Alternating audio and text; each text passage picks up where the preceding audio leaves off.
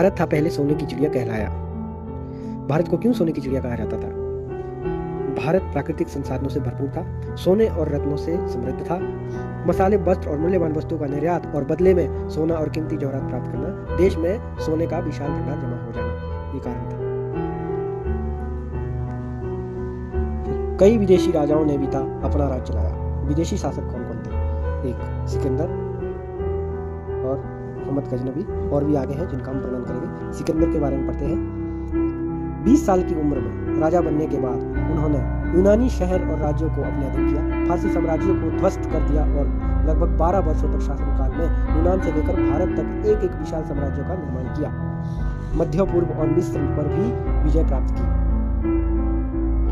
सिकंदर को एक कुशल और सफल सैन्य कमांडर माना जाता है, जो युद्ध में कभी नहीं हारा। उन्हें विश्व विजेता के रूप में जाना जाता था, जो आधे से अधिक ज्ञात विश्वों को जीत चुके थे। 327 ईस्वी में सिकंदर ने भारत उपमहाद्वीप पर हमला किया। मोहम्मद गजनबी के बारे में पढ़ते हैं। मोहम्मद गजनबी साम्राज्य का तुर्क शासक था, जो अपने पिता सुबुकुद्दीन के बाद गद्दी पर बैठा। भारत की समृद्धि से आकर्षित होकर 17 बार आक्रमण किए। उसके पिता सुबुकुद्दीन एक तुर्क गुलाम कमांडर थे। उन्होंने गजनबी राजवंश की स्थापना की थी। पिता की मृत्यु के बाद उसका भाई इस्माइल शासक बना, लेकिन मोहम्मद के उच्च सैन्य विशेषज्ञता के कारण उसे हटाकर खुद शासक बना था। उन्होंने भारत से लूटी हुई संपत्ति को मध्य एशिया में अपने दुश्मनों के खिलाफ युद्ध में इस्तेमाल किया। शासक और भी थे, लेकिन इन दो के बारे में हम वर्णन करते हैं, मोहम्मद गौरी और बाबर। मोहम्मद गौरी के बारे में पढ़ते हैं। मोहम्मद गौरी, जिसे मोइनुद्दीन मोहम्मद बिन साम या शहाबुद्दीन मोहम्मद के नाम से भी जाना जाता है। उसका साम्राज्य अफगानिस्तान, भारत, पाकिस्तान, बांग्लादेश, ईरान, तजाकिस्तान और तुर्कमेनिस्तान के कुछ हिस्सों तक फैला हुआ था। भारत में इस्लामी साम्राज्यों के वास्तविक संस्थापक मोहम्मद गौरी ने पहले मुल्तान और सिंध पर विजय प्राप्त की, फिर पंजाब और लाहौर की ओर बढ़ा। तराइन के द्वितीय युद्ध में पृथ्वीराज चौहान को पराजित करने के बाद उसने दिल्ली और अजमेर पर अधिकार कर लिया और चंडापुर में जयचंद्र को पराजित किया। कुतुबुद्दीन ऐबक को सत्ता सौंपकर गौरी ने अपने साम्राज्यों का और विस्तार किया, लेकिन 1206 ईस्वी में उसकी हत्या कर दी गई, जिससे ऐबक को गुलाम वंश की स्थापना करनी पड़ी।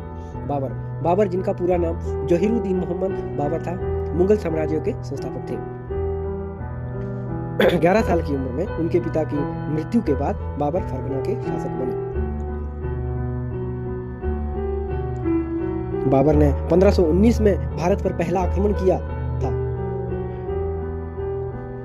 1526 में पानीपत की पहली लड़ाई में इब्राहिम लोदी को हराकर उन्होंने भारत में मुगल साम्राज्य की नींव रखी।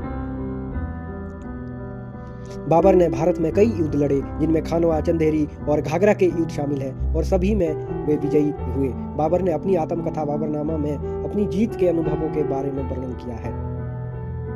तो ये थे शासक। गजनबी ने 17 बार आक्रमण कर खूब सोना था चुराया। मोहम्मद गजनबी के भारत पर आक्रमण करने के कई कारण थे, जिसमें से निम्न प्रकार है। भारत की अपार संपत्ति को लूटने की इच्छा थी। इस्लाम का प्रचारक कहलाने के लिए कई मंदिरों को नष्ट करना, जैसे सोमनाथ, कांगड़ा और मथुरा। साम्राज्य का विस्तार करने के लिए वो धन चाहता था। मध्य एशियाई प्रतिद्वंदियों के खिलाफ अपनी सेना में हाथियों को शामिल करना चाहता था, जिसके लिए उसे भारत पर बार-बार आक्रमण करना पड़ा। वह विश्व के महानतम विजेताओं में से एक बनना चाहता था और इस्लामी जगत में सम्मान प्राप्त करने की भी उसकी इच्छा थी। 1025 में सोमनाथ मंदिर पर अपना 16वां आक्रमण करके अपार सोना और कीमती सामान लूटना। तब अंग्रेजों ने ईस्ट इंडिया कंपनी को भारत में लाया। अंग्रेजों के भारत आने के कई कारण थे। 1600 में अंग्रेजों ने ईस्ट इंडिया कंपनी की स्थापना की। पहला कारखाना 1608 में सूरत में स्थापित कर भारत में कंपनी के आगमन की शुरुआत करना। भारत में कपास, रेशम और मसालों का व्यापार करना कंपनी का मुख्य उद्देश्य। व्यापार के साथ साथ धीरे धीरे राजनीतिक शक्ति हासिल करना। प्लासी और बक्सर के युद्ध जैसी जीत के बाद भारतीय उपमहाद्वीप के बड़े हिस्सों पर शासन करना शुरू करना।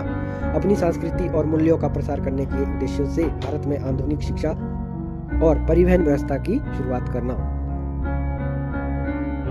फिर धीरे धीरे अंग्रेजों ने था अपना परचम लहराया। भारत में ब्रिटिश शासन का झंडा फहराना। 1857 के विद्रोह के बाद ब्रिटिश सेना ने बहादुर शाह जफर को लाल किले में कैद कर लिया और वहां यूनियन जैक फहराया। अंग्रेजों ने अपनी राजनीतिक शक्तियों और प्रभुत्व स्थापित करने के लिए पूरे देश में झंडे फहराए। धीरे धीरे व्यापार से आगे बढ़कर पूरे भारत पर शासन स्थापित करना, जिसे अंग्रेजी राज कहा गया। ब्रिटिश सरकार द्वारा 1858 में कंपनी की प्रशासनिक शक्तियों को समाप्त करना और भारत का शासन सीधे ब्रिटिश क्राउन के हाथ में लेना। अंग्रेजों ने फूट डालो शासन करो की नीति अपनाकर शासन किया। अंग्रेजों ने भारत में सामाजिक, धार्मिक और राजनीतिक मतभेदों का फायदा उठाकर शासन किया। 2 सदी लूटा भारत को और क्रूरता शासन चलाया।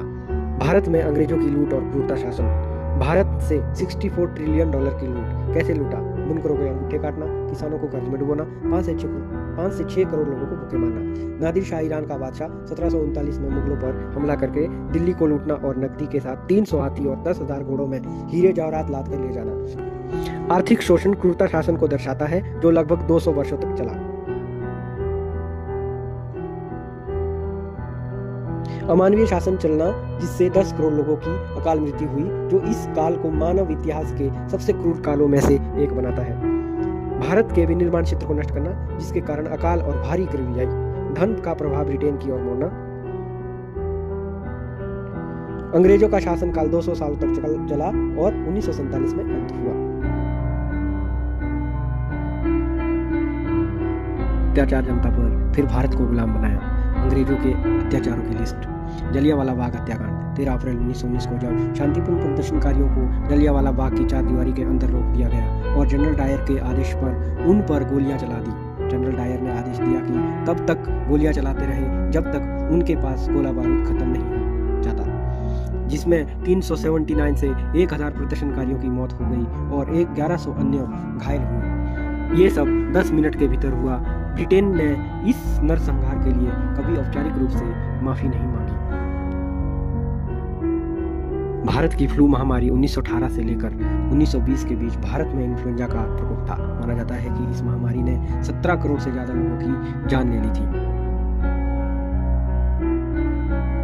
भारत में फ्लू ब्रिटिशर ने एक सोची समझी रणनीति के तहत फैलाया। स्पेन से लौट रहे ब्रिटिश सैनिकों को यूके न भेजकर भारत लाया गया, ताकि फ्लू का संक्रमण यूके में न फैले और संक्रमण भारत में फैले। इस संक्रमण में इतने भारतीयों की मौत हुई कि दाह संस्कार के लिए जलाऊ लकड़ी की कमी हो गई और लोग शवों को नदियों में बहाना शुरू कर दिए। भारत भर की सभी नदियां शवों से भर गई।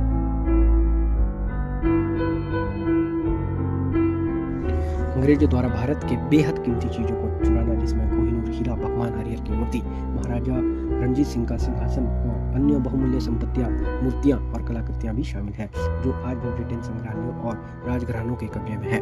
ब्रिटिश आर्मी अपने केमिकल हथियारों का परीक्षण के लिए भारतीय सैनिकों को चुनना, यह जो द्वितीय विश्व युद्ध के पहले 1930 में किया गया, और परीक्षण में मस्टर्ड गैस के चैम्बर में भारतीय सैनिकों को डाला जाना, जिसमें हजारों भारतीयों की मौत हुई। ब्रिटेन रासायनिक हथियार विकसित करने के लिए ऐसे परीक्षण भारतीयों पर कर रहा था। अंग्रेजों द्वारा निर्मित आकार। अंग्रेजों ने भारतीय कृषि को अपने नियंत्रण में ले लिया, जबरन वाणिज्य फसल उगाकर फसल पर्यटन को अस्थिर कर दिया, साथ ही फसल उत्पादन को यूके ले जाया गया। इन सब कारणों से भारत में भुखमरी फैली। भारत में फैली भुखमरी में लगभग 22 से 30 करोड़ लोग मारे गए। द्वितीय विश्व युद्ध में बिना बताए, बिना किसी तैयारी के भारतीयों को द्वितीय विश्व युद्ध में भेज दिया गया। भारतीय सैनिकों को विश्व के अलग अलग जगहों में भेजा गया, पर वहां के जलवायु एवं जोखिम से संबंधित कोई परीक्षण नहीं किया गया। द्वितीय विश्व युद्ध के दौरान ब्रिटेन द्वारा इस्तेमाल की गई भारतीय सेना ने इथोपिया में इतावली सेना के खिलाफ, मिस्र, लीबिया, ट्यूनीशिया और अल्जीरिया में इतावली और जर्मनी दोनों सेनाओं के खिलाफ, और इतावली आत्मसमर्पण के बाद इटली में जर्मनी सेना के खिलाफ लड़ाई लड़ी। इन अभियानों में 87,000 से अधिक भारतीय सैनिकों की जान चली गई, जबकि 34,000 घायल हुए और 67,000 ईंटबंदी बन गए। भारतीय लोगों पर नकद कर लगाया गया एवं भारतीय खनिज एवं प्राकृतिक संपदा की चोरी की।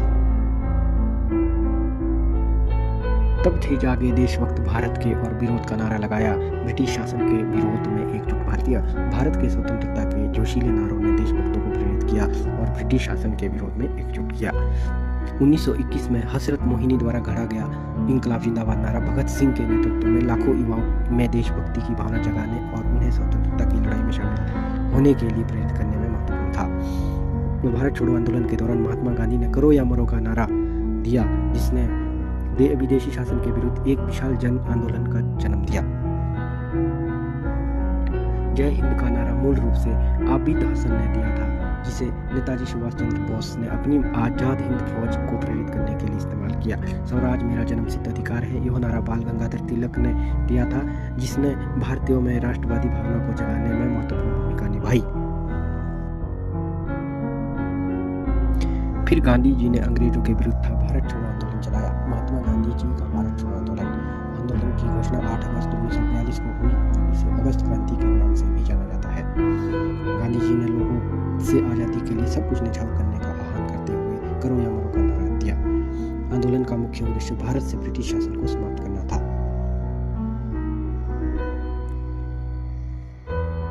क्रिप्स मिशन की विफलता और युद्ध के दौरान ब्रिटेन की कमजोर होती स्थिति के बाद गांधी जी ने यह फैसला लिया।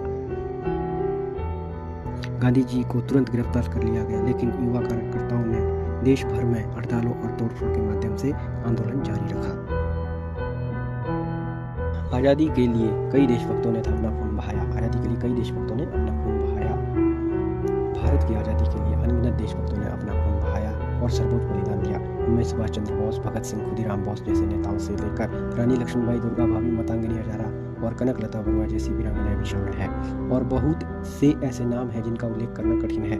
इन सभी के बलिदानों की बदौलत ही भारत ने स्वतंत्रता हासिल की। कई नेताओं ने अपने प्राणों की आहुति दी, जैसे कि भगत सिंह, सुखदेव और राजगुरु को 1931 में फांसी दी गई थी। 1857 के विद्रोह से लेकर विभिन्न षड्यंत्रों और आंदोलन तक कई देशभक्तों ने अपने जीवन का बलिदान दिया। रानी लक्ष्मीबाई, दुर्गा भाभी, मातंगी हजारा और झलकारी बाई जैसी कई महिलाओं ने भी आज़ादी के लिए संघर्ष में महत्वपूर्ण भूमिका निभाई और बलिदान दिया।